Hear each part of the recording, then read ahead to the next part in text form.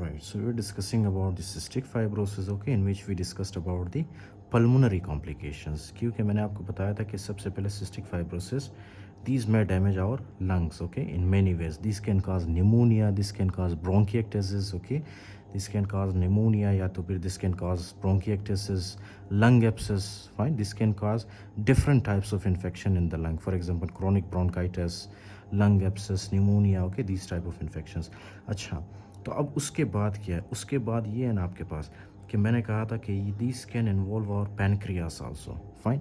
ये पैनक्रियास को कैसे इन्वॉल्व करता है? Listen very carefully. अब सिस्टिक फाइब्रोसिस के अंदर मैंने आपको बताया था कि हमारे पास क्या होते हैं, नॉर्मली चैनल्स होते हैं, ओके, राइट, चैनल्स होते हैं। कैसे ड्रॉ करूँ? यहाँ पे आपके लिए ड्रॉ कर देता हूँ। यहाँ पे फॉर एग्जांपल ये एक सेल है, राइट, ये पैनक्रियास है आपका, ओके, ये पैनक्रियास है, ओके, फाइन। इतना तो आपको पता होगा ना, ये हमारे पास स्टमक है, राइट, ये ड्यूडेनम है, फिर ये वाला जो यहाँ पे मैंने एक लीफ लाइक स्ट्रक्चर ड्रॉ किया, okay, this is called is our pancreas which releases pancreatic enzyme, simple, okay. अच्छा, तो क्या है कि ये जो पैनक्रियास है हमारे पास, this is the pancreatic duct, okay, this is the pancreatic duct, right. और ये वाला जो एरिया नज़र आ रहा है आपको, ये वाला जो एरिया नज़र आ रहा है आपको, राइट, इसका फंक्शन क्या है? इसके अंदर कई सेल्स होते हैं, 1 2 3 4 5 6 7 8, राइट, फॉर एग्जांपल। तो इस सेल्स के अंदर क्या होता है? इन सेल्स के अंदर जो है इस तरह से चैनल्स होते हैं, ओके, चैनल्स होते हैं, राइट, ओके। और ये जो चैनल्स होते हैं ये नॉर्मली क्या करते हैं? जिस तरह यहाँ पे हमारे पास ये चैनल्स, क्लोराइड के चैनल्स क्या कर रहे थे? क्लोराइड को सेल से बाहर निकाल रहे थे, राइट। इसी तरह से यहाँ पे भी क्या होगा? यहाँ पे भी जो हमारे पास चैनल्स होते हैं, they will push the chloride outside, okay. तो ये क्या करेंगे? क्लोराइड को ये आउटसाइड पुश करेंगे, अंडरस्टूड नाउ, राइट। ये जो हमारे पास सेल्स होते हैं, सेल्स से क्या निकलते हैं? क्लोराइड निकलते हैं, अंडरस्टूड, ओके। और इसी तरह से हमारे पास जो पैनक्रियाटिक डक्ट है, ओके, पैनक्रियाटिक डक्ट के अंदर क्या पड़ा होता है? Sodium, fine, okay. तो ये जो क्लोराइड है ये सोडियम के साथ बाइंड करता है at the and, simple, okay, including that जब क्लोराइड और सोडियम यहाँ पे होगा तो जाहिर सी बात है साल्ट क्या करेगा? वाटर को भी अपनी तरफ पुल करेगा, ओके, फाइन। तो ये वाटर को भी अपनी तरफ पुल करता है। सेल्स के अंदर जो वाटर होता है, वाटर कंटेंट को भी निकाल के ल्यूमन के अंदर ले आते हैं, राइट, पैनक्रियाटिक डक्ट के अंदर, understood now, okay. Now listen very carefully. अब क्या है कि ये जो हमारे पास सोडियम क्लोराइड और वाटर बना है, राइट, ये क्या करता है? ये जो पैनक्रियास के अंदर जो ल्यूमन होता है उसको डाइल्यूटेड बनाता है, ओके, फाइन, डाइल्यूटेड। बिल्कुल यही स्टोरी जो फॉर एग्जांपल हमने लास्ट लेक्चर में डिस्कस किया था, राइट, वही स्टोरी यहाँ पे भी चल रहा है, ओके। क्या है कि ये जो है हमारे पैनक्रियाटिक डक्ट के ल्यूमन को ये क्या करता है? इसको डाइल्यूट करता है, राइट।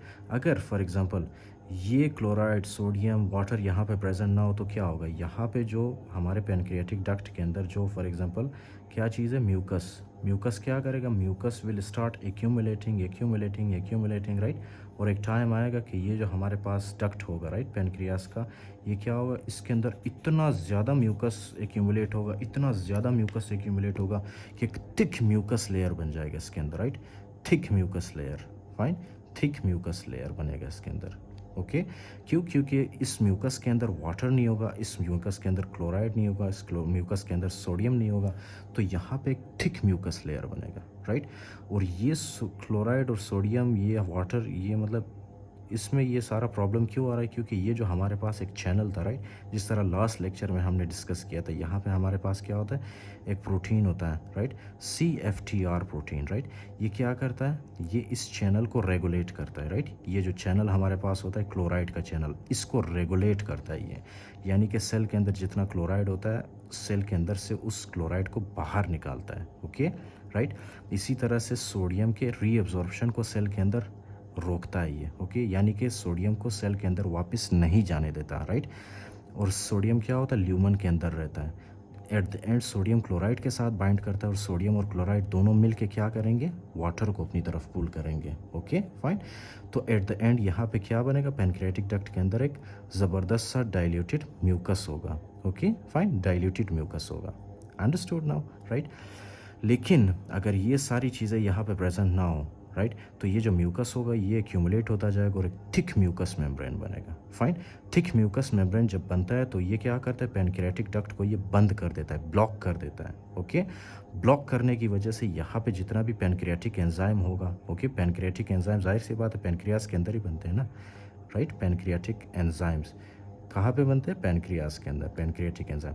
तो ये जो पैनक्रियाटिक एंजाइम्स है, क्योंकि रास्ता बंद है तो ये पैनक्रियाटिक एंजाइम्स ड्यूडेनम के अंदर नहीं आ पाएंगे। Understood now? ओके, तो जब ये पैनक्रियाटिक एंजाइम्स ड्यूडेनम के अंदर नहीं आ पाएंगे तो उसके बाद क्या कॉम्प्लिकेशंस मिलेंगे हमें। Listen very carefully. Okay, first of all this is very obvious कि पेशेंट है आपके पास या कोई भी नॉर्मल पर्सन है, राइट, वो क्या खाता है, फूड लेता है ना। Okay, he will take food. These food come in the stomach, right? These food comes in the stomach. अच्छा, फूड के अंदर क्या चीज़ें प्रेजेंट होती है, फैट होता है, उसके अलावा कार्बोहाइड्रेट होता है, राइट। उसके अलावा क्या होता है, you have to tell me, amino acids, है ना, यही चीज़ें होती है, राइट। अच्छा, now you have to listen to me. अब ये जो फैट है हमारे पास, फैट क्या होगा, फैट स्टमक से कहाँ पे आएगा, यहाँ पे ड्यूडेनम के अंदर। Okay, right. तो ये आ गया हमारे पास फैट। अब फैट को इस तरह से, इस फैट को ब्रेक डाउन करने के लिए हमें क्या चीज़ चाहिए, पैनक्रियाटिक एंजाइम्स। तो क्या पैनक्रियाटिक एंजाइम्स यहाँ पे मौजूद है, अभी नहीं है। क्यों नहीं है, क्योंकि यहाँ पे एक थिक म्यूकस लेयर बना है इसके अंदर, राइट। म्यूकस की एक्यूमुलेशन हुई है जिसकी वजह से पैनक्रियाटिक एंजाइम्स पैनक्रियास से बाहर नहीं निकल पा रहे, तो यहाँ पे फैट की ब्रेकडाउन नहीं होती। ओके, फैट की ब्रेकडाउन जब नहीं होगी तो fat will go into the small intestine, into the jejunum, ileum, फिर उसके बाद ये फैट जाएगा लार्ज इंटेस्टाइन के अंदर, फिर एट द एंड क्या होगा, ये हमारी बॉडी से निकल जाएगा। Okay, right. तो जब स्टूल के अंदर, जब स्टूल के अंदर फैट होता है उस कंडीशन को हम क्या कहते हैं, जाहिर सी बात है फिर ये फैट स्टूल में अपीयर होगा। तो जब स्टूल के अंदर फैट होता है उसको हम क्या कहेंगे, स्टीएटोरिया। Okay, स्टीएटोरिया, right. इतना बदबूदार इनका स्टूल होगा, राइट, कि आप इमेजिन भी नहीं कर सकते, इतना बदबूदार, राइट। एक तो बदबूदार होगा, ओके, फाउल स्मेलिंग, राइट, एक तो होगा फाउल स्मेलिंग, राइट, और दूसरा होगा ये, एक तो फाउल स्मेलिंग होगा, ओके, दूसरा होगा ग्रीसी, वेरी ग्रीसी, राइट। जितना भी आप फ्लश करोगे वो जो है ना टॉयलेट से वो नहीं जाएगा, राइट। दूसरा ये होगा कि that will be very very foul smelling. Understood now, right. अच्छा, तो ये चीज़ है आपके पास। Okay, fine. हाँ, उसके अलावा क्या है हमारे पास, उसके अलावा ये है कि हमारे फॉर एग्जांपल ये फैट जब हमारे स्टूल में अपीयर होता है, that condition is called as the steatorrhoea, right.